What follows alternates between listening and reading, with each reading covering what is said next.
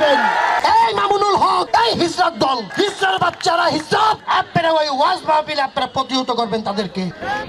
ওদের মধ্যে কোনো লোকের মৃত্যু হলে তুমি কখনো তার জানাজার নামাজ পড়ো না, কখনো তার কবরের পাশে তুমি দাঁড়িও না, কেননা এই ব্যক্তিরা